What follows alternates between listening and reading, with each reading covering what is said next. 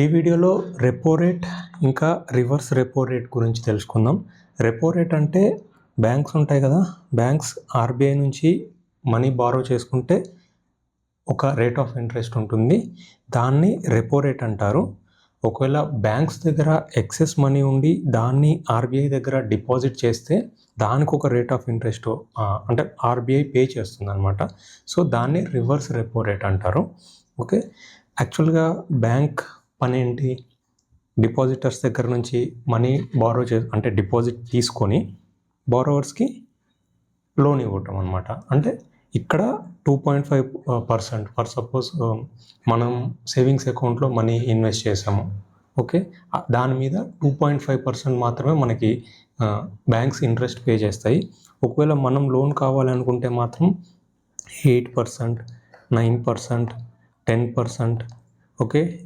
Personal loans అయితే ఇంకా 11 to 15% రేంజ్లో ఉంటాయి. బిజినెస్ లోన్స్ అయితే 20% వరకు వెళ్తాయి. ఓకే, వీళ్ళు మనకిచ్చే రేట్ ఆఫ్ ఇంట్రెస్ట్ మాత్రం 2.5% సేవింగ్స్ అకౌంట్ పైన. కానీ వీళ్ళు గెయిన్ చేసేది మాత్రం చాలా ఎక్కువ ఉంటుంది. ఒక్క బ్యాంకే కాదు, అన్ని బ్యాంక్స్ అంతే. అయితే రీసెంట్గా స్లైస్ వాళ్ళు ఎంట్రీ ఇచ్చారనమాట బ్యాంకింగ్ ఇండస్ట్రీలోకి.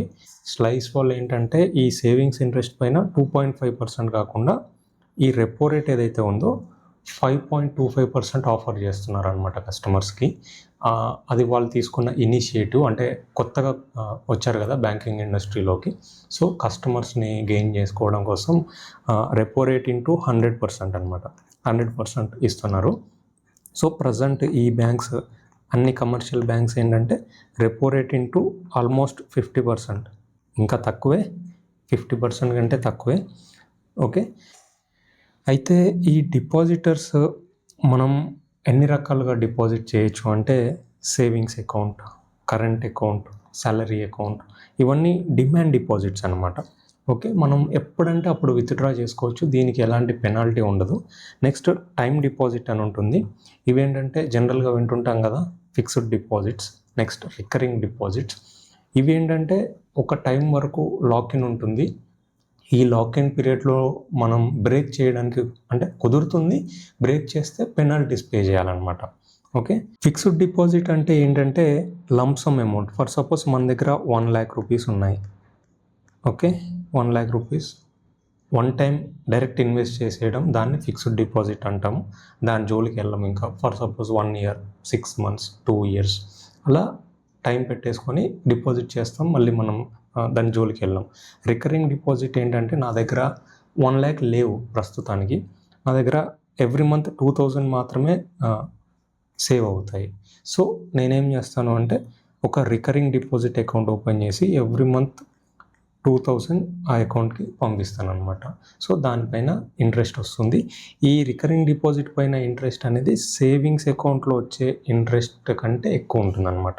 ఓకే, అందుకని రికరింగ్ డిపాజిట్ కూడా ఎస్ఐపి అని వినుంటారు కదా, ఎస్ఐపి మ్యూచువల్ ఫండ్స్లో ఇన్వెస్ట్ చేసేటప్పుడు ఎస్ఐపి అని వింటుంటారు కదా. So recurring deposit, SIP almost same అనమాట. ఈ రెపో రేట్ ఉంది కదా, ఆర్బీఐ ఈ రెపో రేట్ని కంట్రోల్ చేస్తుంది. ఎందుకు అంటే ఎకనామీలో ఇన్ఫ్లేషన్ పెరిగింది అనుకోండి, అప్పుడు రెపో రేట్ని ఇంక్రీజ్ చేస్తారు. ఇన్ఫ్లేషన్ తగ్గితే రెపో రేట్ని తగ్గిస్తారు. సింపుల్ ఎగ్జాంపుల్ ఏంటంటే personal loan. Okay, repo rate 5.25% ఉంది కాబట్టి మనకి లోన్ అనేది పర్సనల్ లోన్ 10%కి ఇస్తున్నారు బ్యాంక్ వాళ్ళు. ఒకవేళ రెపో రేట్ 6% అయింది అనుకుందాం, ఓకే, 6% అయినప్పుడు ఈ పర్సనల్ లోన్ ఉంటుంది కదా, ఓన్లీ పర్సనల్ లోన్ అని కాదు, ఏ లోన్ అయినా, ఓకే, ఈ లోన్ ఇంట్రెస్ట్ రేటు 10% ఉండదు, అది 11%, 13%, okay, depending on repo rate వీళ్ళు చేంజ్ చేసే ఛాన్స్ ఉంటుందన్నమాట. సో అప్పుడు ఏం చేస్తాము, పర్సనల్ లోన్ తీసుకోవాలనుకునే వాళ్ళు తగ్గుతారు. ఓకేనా, ఫర్ సపోజ్ టూర్కి వెళ్ళాలి, హోమ్ రెనోవేషన్, ఎమర్జెన్సీలో తప్పదు, రేట్ ఆఫ్ ఇంట్రెస్ట్ ఎంత ఉన్నా తీసుకుంటారు. సో పర్సనల్ లోన్ తీసుకొని హౌస్ హోల్డ్ ఐటమ్స్, రెఫ్రిజిరేటర్, ఇంట్లో కావాల్సిన ఏసీ, ఇంకా ఇలాంటివన్నీ తీసుకోవడానికి ట్రై చేస్తుంటాం కదా. సో ఈ రేట్ ఆఫ్ ఇంట్రెస్ట్ పెరిగినప్పుడు మనం పర్సనల్ లోన్ అవాయిడ్ చేయడానికి ట్రై చేస్తాం. ఓకేనా, సో అలా ఇన్ఫ్లేషన్ అనేది కంట్రోల్ చేయడానికి ట్రై చేస్తుంది ఆర్బీఐ. లేదు ఎకానమీ స్లో అయింది అంటే అసలు జనం కొనట్లేదు, ఎలాంటి బిజినెస్ జరగట్లేదు, బయట మనీ వాళ్ళ దగ్గర ఉన్నంత దాచుకుంటున్నారు, లేదంటే సైలెంట్గా ఉంటున్నారు. సో అలాంటప్పుడు ఎకనామీ దెబ్బతింటుంది కదా. సో అప్పుడు ఏం చేస్తుందంటే ఆర్బీఐ ఈ రెపో రేట్ని తగ్గిస్తుంది. తగ్గించినప్పుడు వీళ్ళు ఏం చేస్తారు, ఈ రేట్ ఆఫ్ ఇంట్రెస్ట్ తగ్గిస్తారు. ఇప్పుడు 10% ఉంది కదా, అప్పుడు 8%, 9% తగ్గించినప్పుడు ఇంకా వెంట పడుతుంటారు అనమాట బ్యాంకు వాళ్ళు. పర్సనల్ లోన్ ఆఫర్ చేస్తాం తీసుకోండి, వెహికల్ లోన్ ఆఫర్ చేస్తాం తీసుకోండి, నెక్స్ట్ బిజినెస్ లోన్ ఆఫర్ చేస్తాం, బిజినెస్ పీపుల్ తీసుకోండి, అంటే మనీని పంప్ చేయడం అనమాట ఎకనామీలో. సో అలా నెక్స్ట్ ఈ రివర్స్ రెపో రేట్ అనేది మర్చిపోండి, ఇది మనకు అవసరం లేదు. ఎందుకంటే బ్యాంక్స్ దగ్గర ఎక్సెస్ మనీ ఉందనుకోండి, ఫర్ సపోజ్ లోన్స్ ఇచ్చేంతవరకు ఇచ్చారు, ఇచ్చిన తర్వాత ఇంకా కొంత ఎక్సెస్ మనీ ఉండిపోయింది, అలానే ఉంచుకుంటే వాళ్ళైతే డిపాజిటర్స్కి పే చేయాలి కదా, రేట్ ఆఫ్ ఇంట్రెస్ట్ 2.5% అనుకుంటే అంత పే చేయాలి. అలా ఖాళీగా ఉంచడం ఎందుకు అని వీళ్ళు ఆర్బీఐ దగ్గర డిపాజిట్ చేస్తారు, ఆర్బీఐ దానికి ఇంట్రెస్ట్ పే చేస్తుంది. ఓకేనా. Okay, next inflation is not bad always. Inflation ఎప్పుడు బ్యాడ్ కాదు. గ్రోయింగ్ ఎకనామీ లైక్ ఇండియా, మనలాంటి ఎకనామీకి ఇన్ఫ్లేషన్ కొంత ఉండాలన్నమాట. ఓకేనా. కాకపోతే అది మరీ ఫాస్ట్గా రైజ్ అయింది, లేదంటే రైజ్ అయిన తర్వాత అక్కడే ఉండిపోయింది చాలా రోజుల వరకు, తగ్గట్లేదు, అప్పుడు ఏంటి పీపుల్ సఫర్ అవుతారు కదా. సో అలాంటప్పుడు బ్యాడ్. జనరల్గా కొంత ఇన్ఫ్లేషన్ ఉండాలి. ఓకేనా. Next RBI job is not to eliminate it entirely but to manage it. ఎంత ఎలిమినేట్ చేద్దాం అనుకున్నా చేయడం కుదరదు, ఉండాలి, ఇన్ఫ్లేషన్ అనేది కొంతవరకు ఉండాలి, అది మనకు మంచిది అనమాట. ఓకే. నెక్స్ట్ ఈ లోన్స్ ఉన్నాయి కదా, ఫిక్స్డ్ రేట్, ఫ్లోటింగ్ రేట్ అని నేను బైఫర్కేట్ చేశాను. వాటిని సెక్యూర్డ్, అన్సెక్యూర్డ్ లోన్స్ లాగా కూడా బైఫర్కేట్ చేయొచ్చు. సెక్యూర్డ్ అంటే మన దగ్గర ఉన్న అసెట్స్ని వాళ్ళకి మార్ట్గేజ్ ఇవ్వడం అనమాట. ఫర్ సపోజ్ హోమ్ లోన్ కేసులో ఏం చేస్తాము, బ్యాంక్స్ మార్ట్గేజ్ తీసుకుంటాయి, ఆ ప్రాపర్టీని బ్యాంక్స్ మార్ట్గేజ్ తీసేసుకొని ఒకవేళ మనం ఈఎంఐస్ పే చేయకపోతే వాళ్ళు సర్ఫేసీ యాక్ట్ ప్రకారం ఆక్షన్ చేస్తారు. ఓకేనా.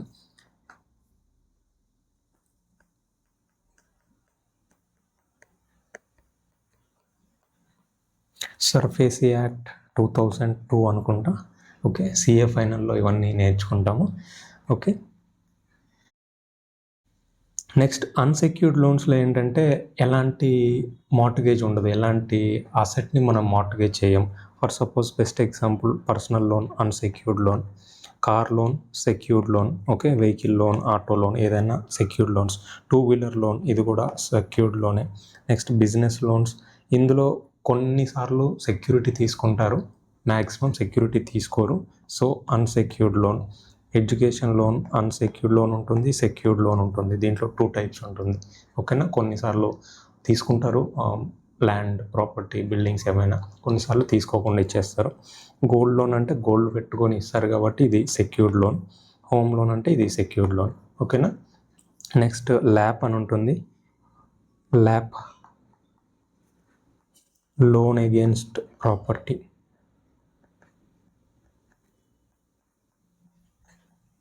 ఇది కూడా మన ప్రాపర్టీని వాళ్ళు మార్ట్గేజ్ చేసుకొని లోన్ ఇస్తారు, సో ఇది కూడా సెక్యూర్డ్ లోన్.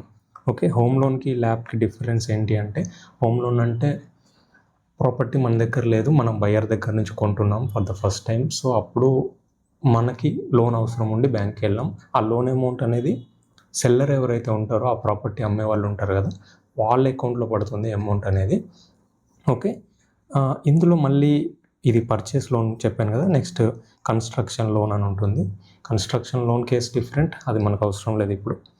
ల్యాప్ ఏంటంటే మన దగ్గర ఆల్రెడీ ప్రాపర్టీ ఉంది, పేరెంట్స్ ప్రాపర్టీ కానీ ఆల్రెడీ ఏదో కొన్నాం ప్రాపర్టీ ఓన్ మనీ పెట్టి, సో నేను నెక్స్ట్ బిజినెస్ స్టార్ట్ చేయాలనుకుంటున్నాను, ఫండ్స్ కావాలి. బిజినెస్ లోన్కి వెళ్తేనేమో సమ్ 20% రేట్ ఆఫ్ ఇంట్రెస్ట్, 18% అన్నారు అనుకున్నాం ఫర్ సపోజ్. సో అంత ఎందుకు రేట్ ఆఫ్ ఇంట్రెస్ట్ పెట్టడం. ల్యాప్లో ఏంటంటే some 10 to 15% depending on bank CIBIL, loan amount. So ఇక్కడ మనకి తక్కువ రేట్ ఆఫ్ ఇంట్రెస్ట్లో ఫండ్స్ అనేవి రిలీజ్ చేస్తారు, సో దీన్ని మనం బిజినెస్కి యూస్ చేసుకోవచ్చు. ఇక్కడ హోమ్ లోన్ కేసులో మనం ఫండ్స్ని మనం యూస్ చేసుకోవడం లేదు, డైరెక్ట్ సెల్లర్ ఎవరైతే ఉంటారో వాళ్ళ అకౌంట్లో పడుతుంది. ఇది డిఫరెన్స్ అనమాట. ఓకే, నెక్స్ట్ ఇందాక చెప్పాను కదా, ఒకవేళ రెపో రేట్ కనుక పెరిగితే అప్పుడు బ్యాంక్స్ ఏం చేస్తాయి? ఓకే, ఆర్బీఐ రెపో రేట్ పెంచింది అంటే బ్యాంక్స్ ఏం చేస్తాయి? ఈ రేట్ ఆఫ్ ఇంట్రెస్ట్ పెంచాలి కదా. ఓకే, నెక్స్ట్ ఎఫ్డీస్ ఉంటాయి కదా, ఎఫ్డీస్కి కూడా రేట్ ఆఫ్ ఇంట్రెస్ట్ పెంచాలి. ఓకేనా. సో జనరల్గా రేట్ ఆఫ్ ఇంట్రెస్ట్ ఇక్కడ ఎఫ్డీకి రేట్ ఆఫ్ ఇంట్రెస్ట్ పెంచడం అంటే బ్యాంక్కి లాస్. ఓకే, సో అప్పుడు పెంచరు వాళ్ళు, అంటే పెంచుతారు, మనం అనుకున్నంత తొందరగా కాదు, దానికి కొంత టైం ఉంటుంది. ఓకే, ఒకవేళ రెపో రేట్ కనుక పెరిగితే లోన్స్ విషయంలో చూద్దాం, డిపాజిట్ గురించి కాదు. లోన్స్, ఎగ్జిస్టింగ్ లోన్స్ ఏవైతే ఉంటాయో only floating rate of interest, ఎందుకంటే ఫిక్స్డ్ రేట్ ఆఫ్ ఇంట్రెస్ట్లో మారదు. Rate of interest once fix అవుతుంది, ఇంకా అది మారదు. అది రెపో రేట్కి లింక్ అయ్యి ఉండదు. ఫస్ట్ మనం అగ్రిమెంట్ అప్పుడే so and so rate of interest అని ఉంటుంది, ఫర్ సపోజ్ 10%, 11%, ఇంకంతే, అది ఫిక్స్. నీకు రెపో రేట్తో సంబంధమే లేదు. ఆర్బీఐ రెపో రేట్ పెంచినా తగ్గించినా మనకి సంబంధం లేదు. Only floating rate of interest ఉన్న లోన్స్లో వీటిల్లో ఏంటంటే బ్యాంక్స్ ఏం చేస్తాయి? ఇమ్మీడియట్గా రేట్ ఆఫ్ ఇంట్రెస్ట్ని ఇంక్రీజ్ చేస్తాయి. Okay, immediately banks will increase the rate of interest by communicating through messages, అంటే ఎస్ఎంఎస్ కానీ, ఈమెయిల్ కానీ, కాల్ కానీ చేసేసి direct rate of interest, me home loan కేసులో ఇది ఫ్లోటింగ్ రేట్ కదా, మేము పెంచేస్తున్నాం, ఎందుకంటే ఆర్బీఐ రెపో రేట్ అనేది ఇంక్రీజ్ చేసింది, సో మేము పెంచేస్తున్నాం అని చెప్పేసి వెంటనే పెంచేస్తారు. ఇక్కడ పెంచినప్పుడు ఫ్లోటింగ్ రేట్ ఆఫ్ ఇంట్రెస్ట్, ఇక్కడ మీకు ఇంపార్టెంట్ పాయింట్ ఏంటంటే హోమ్ లోన్స్ అనేవి తక్కువ టెన్యూర్ కాదు కదా, some 15 to 20 years, 25 years, 30 years, ఇలా లాంగ్ టెన్యూర్ ఉంటుంది. సో అలాంటప్పుడు ఏం జరుగుతుందంటే, ఇలా ఆర్బీఐ రెపో రేట్ ఇంక్రీజ్ చేసినప్పుడు వీళ్ళు కూడా లోన్ పైన రేట్ ఆఫ్ ఇంట్రెస్ట్ ఇంక్రీజ్ చేయాలి. అప్పుడు ఏంటంటే 2 ఆప్షన్స్ ఉంటాయి. ఒకటి ఈఎంఐ అయినా ఇంక్రీజ్ చేయాలి. ఓకే, ఈఎంఐ అయినా ఇంక్రీజ్ చేయాలి, అంతే కదా. లేదంటే నెక్స్ట్ది ఓకే, ఫస్ట్ది ఈఎంఐ ఇంక్రీజ్ చేయాలి, లేదంటే టెన్యూర్ ఇంక్రీజ్ చేయాలి. ఓకే, మ్యాక్సిమం టెన్యూర్ ఇంక్రీజ్ చేస్తాయి బ్యాంక్స్. ఫస్ట్ మనం 15 yearsకి లోన్ తీసుకుంటాం, 1 year కట్టాం, ఎంత ఉండాలి అప్పుడు? రిమైనింగ్ 14 years ఉండాలి. ఓకేనా. కానీ 1 year తర్వాత ఆర్బీఐ రెపో రేట్ పెంచింది, సో ఆ క్యాలిక్యులేషన్స్ అన్నీ ఆటోమేటిక్గా చేసేసి ఈ 14 years ఉండాల్సిన లోన్ కాస్త మళ్ళీ 15 years అయిపోయింది, ఈ కట్టిన 1 year వేస్ట్ అయిపోయింది. సో ఇది రిస్క్ అనమాట ఇక్కడ. Home loan case, home loan అని కాదు, ఫ్లోటింగ్ రేట్ ఆఫ్ లోన్స్ ఏ ఉన్నా సరే రిస్క్ అనమాట. ఒకవేళ తగ్గింది అనుకోండి, రెపో రేట్ తగ్గింది అనుకోండి, చెప్తాను, ఇది కూడా చెప్తాను. న్యూ లోన్స్ కేసులో ఏంటంటే బ్యాంక్స్ ఇమీడియట్గా రేట్ ఆఫ్ ఇంట్రెస్ట్ ఇంక్రీజ్ చేస్తాయి. సో కొత్తగా అప్లై చేసే వాళ్ళకి కొత్త రేట్ అప్లికబుల్, సింపుల్. ఒకవేళ రెడ్యూస్ చేస్తాయి, ఆర్బీఐ రెడ్యూస్ చేసింది రెపో రేటు, సో బ్యాంక్స్ కూడా రెడ్యూస్ చేయాలి rate of interest. Existing loans cases ఉన్నాయి. సో హోమ్ లోన్ పెంచినప్పుడు మాత్రం వెంటనే ఒక మెసేజ్ కానీ, ఒక ఈమెయిల్ కానీ, లేదంటే ఒక కాల్ చేసి కానీ, సార్ ఇలా ఇంక్రీజ్ అయింది, మేము టెన్యూర్ ఇంక్రీజ్ చేస్తాం, లేదంటే ఈఎంఐ ఇంక్రీజ్ చేస్తాం, మీరు ఏదన్నా ఒక ఆప్షన్ చూస్ చేసుకోండి అని అంటారు. అదే తగ్గిస్తే అప్పుడు మనం ఫాలో అప్ చేయాలి బ్యాంక్ని. ఓకేనా, ఆర్బీఐ రెపో రేట్ తగ్గించింది కదా, మీరు కూడా తగ్గించండి అని. ఓకే, అప్పుడు ఇది ఫిక్స్డ్ రేట్ ఆఫ్ లోన్స్లో ఎలాంటి ఇంపాక్ట్ ఉండదు, ఇక్కడ ఎలాంటి ఇంపాక్ట్ ఉండదు, ఇక్కడ ఎలాంటి ఇంపాక్ట్ ఉండదు. ఇక్కడ మనకి బెనిఫిట్ అవుతుంది యాక్చువల్గా ఫిక్స్డ్ రేట్ ఆఫ్ ఇంట్రెస్ట్లో. రేట్ ఆఫ్ ఇంట్రెస్ట్ తగ్గితే కానీ తగ్గించరు, once agreed that's final. Okay, new loans కేసెస్లో తగ్గిన రేట్ ఆఫ్ ఇంట్రెస్టే. అయితే ఇక్కడ ఎగ్జిస్టింగ్ లోన్స్ కేసులో ఏంటంటే హోమ్ లోన్ ఉంది కదా, అప్పుడు ఇమ్మీడియట్గా తగ్గించరు అనమాట. వాళ్ళకి ఆ క్వార్టర్, ఫర్ సపోజ్ ఇది ఏ క్వార్టర్, ఏప్రిల్, మే, జూన్ క్వార్టర్. ఓకే,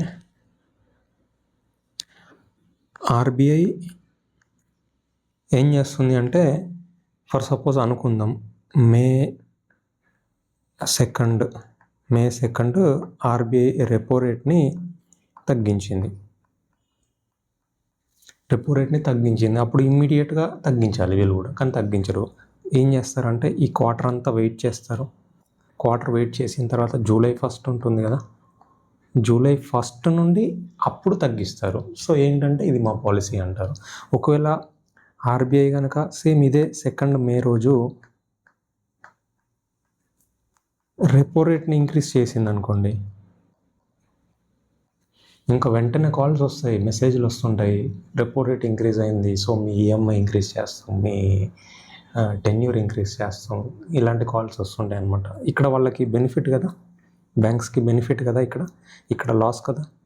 సో ఈ కేసులో వాళ్ళు జాగ్రత్తగా ఉంటారు, సైలెంట్గా ఉంటారు, ఈ కేసులో వాళ్ళు యాక్టివ్గా ఉంటారు. సో రెపో రేట్కి లింక్ అయ్యి ఫ్లోటింగ్ రేట్ ఆఫ్ లోన్స్ ఉంటాయి. ఇంకొకటి ఏంటంటే ఈ ఫ్లోటింగ్ రేట్ ఆఫ్ లోన్స్ ఉంటాయి కదా, మేజర్గా హోమ్ లోనే. ఈ హోమ్ లోన్ కేసులో ఏంటంటే ప్రీ క్లోజర్ ఛార్జెస్ కలెక్ట్ చేస్తుంటారు బ్యాంక్స్. మీకు క్లియర్గా ఎక్స్ప్లెయిన్ చేస్తాను.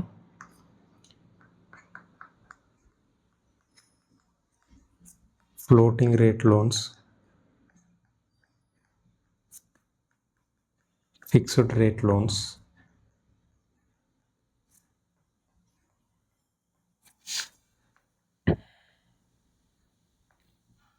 ఇక్కడ మీరు ఎప్పుడైనా లోన్ని క్లోజ్ చేసుకోవచ్చు. వాళ్ళ అగ్రిమెంట్లో మెన్షన్ చేస్తారు ప్రీ క్లోజర్ ఛార్జెస్ 3%, 4% అని. అది మనకు సంబంధం లేదు. ఇక్కడ ఏంటంటే ప్రీ క్లోజర్ ఛార్జెస్ పే చేయాల్సిన అవసరం లేదు. ఓకే, ఎలాంటి ప్రీ క్లోజర్ ఛార్జెస్ పే చేయాల్సిన అవసరం లేదు. మీరు దీనిపైన అంటే ఒకవేళ మీ దగ్గర కలెక్ట్ చేస్తే కనుక మీరు కంప్లైంట్ ఇవ్వచ్చు అనమాట ఆర్బీఐకి. ఓకే, అంతదాకా ఎందుకు, డైరెక్ట్ మీరు మేనేజర్తో మాట్లాడినప్పుడే వాళ్ళకి క్లియర్గా అర్థమవుతుంది. ఎలాంటి ప్రీ క్లోజర్ ఛార్జెస్ ఉండవు. ఇక్కడ ప్రీ క్లోజర్ ఛార్జెస్ అనేవి ఫిక్స్డ్ రేట్ ఆఫ్ లోన్స్లో మాత్రం కంపల్సరీ పే చేయాల్సి ఉంటుంది. ఓకే, సమ్ 3 to 4% ఉంటుంది, అది డిపెండింగ్ ఆన్ బ్యాంక్. ఓకే, నేను బ్యాంకులో క్రెడిట్ మేనేజర్గా వర్క్ చేసినప్పుడు లైవ్లో చూసింది ఏంటంటే కస్టమర్స్ తెలియక ఈ కేసెస్లో ప్రీ క్లోజర్ ఛార్జెస్ అనేవి పే చేసి వస్తారు. ఓకేనా, పే చేసి వచ్చిన తర్వాత నేనేం చేయలేను కదా, వాళ్ళు కంప్లైంట్ ఇవ్వాలి అనుకుంటే దట్స్ అప్ టు కస్టమర్. అంటే కస్టమర్ ఇష్టం ఇంకా. ఓకే, మ్యాక్సిమం కస్టమర్స్కి తెలియక పే చేస్తారు. సో మీరేం చేస్తారంటే ఒకవేళ మీరు ప్రీ క్లోజ్ చేయాలి అనుకుంటే అది పార్ట్ పేమెంట్ అయినా ఫుల్ పేమెంట్ అయినా ఎలాంటి ఛార్జెస్ పే చేయకండి. ఓకేనా,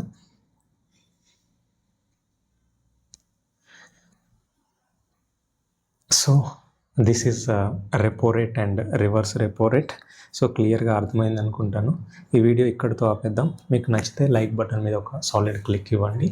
ఫైనల్గా నేను చెప్పేది ఏంటంటే హెల్తీ ఫుడ్ తినండి, ఎక్సర్సైజ్ చేయండి, హ్యాపీగా ఉండండి. Signing off, by by.